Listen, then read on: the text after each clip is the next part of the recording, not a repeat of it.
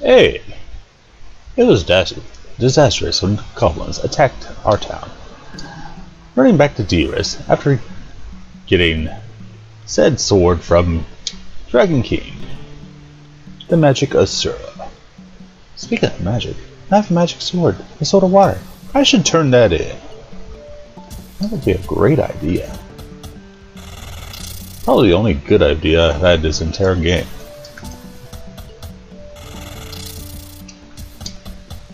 And of course, with turning in elemental swords, I get the water of magical water. The water of magic. A very useful defensive line.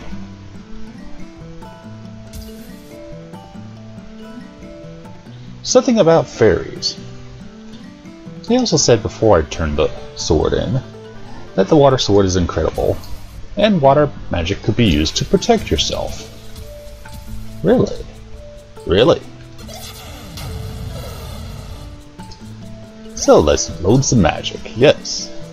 Not huge on the adventure in this video, because we gotta experiment with new spells. Anything that begins with the 1 mark, of course, will be an attack spell. And of course, we could add various combinations. Some of them look different. And of course, anything beginning with fire could be powerful. So what if we do fire and 2 waters? Let me find a victim. And you will see powerful magic. Up to 174. But of course our new weapon, the axe, also found in the dragon's lair.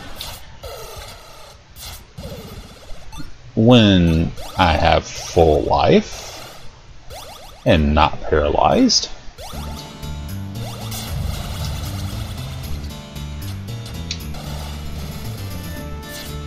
can do an incredible amount of damage. Around the 140s to the weakest enemy. So let's call it 150, minus of course the defense of the enemy.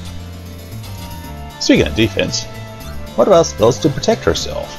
Yes, starting with the 2nd mark. Give my reference here. The weaker versions, starting with the 3rd mark, would be the stronger versions. So for example, if I did 2, and then any of these marks in the 2nd slot, that would be physical, magic, and both physical and magical defense. So now, with the 2-2, that will protect me. Also, it makes my shield glow. 4-7 hits.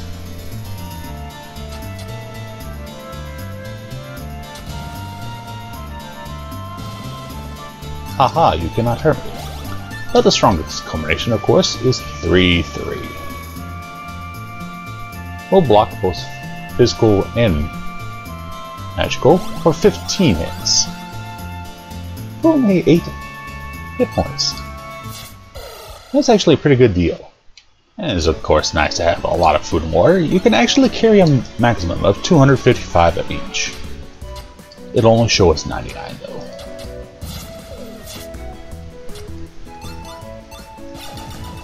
But now is the time to be confused.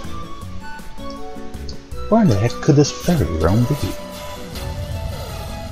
Perhaps a cave we haven't gone to?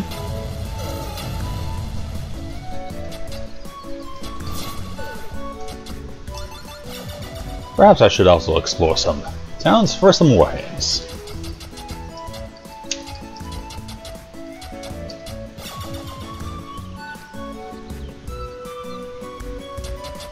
Because we all know talking to NPCs is awesome.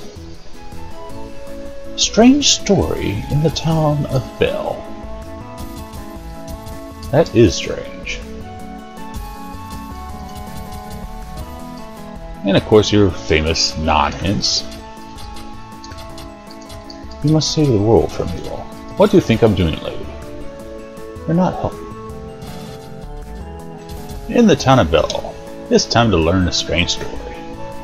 A strange book in the cave south of Seoul.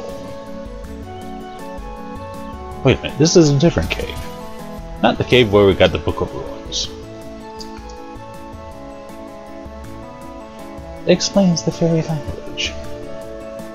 That would be nice to know if we ever talk to the fairies.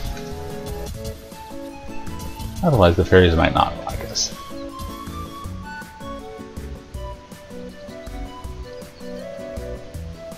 Keep south of town and you'll hear fairies singing.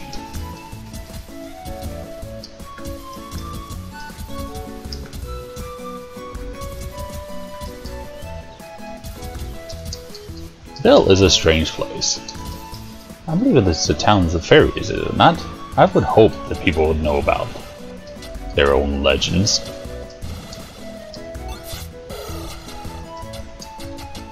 Do you have any legends that I don't know about, besides the Legend of Zelda?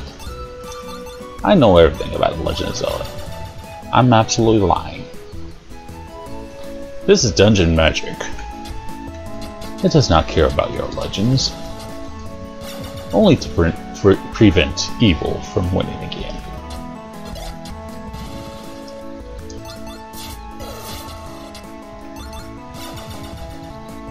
Speaking of which, what does a cape look like? Not the one you wear on your back, the geological one. I wonder what fairies sound like.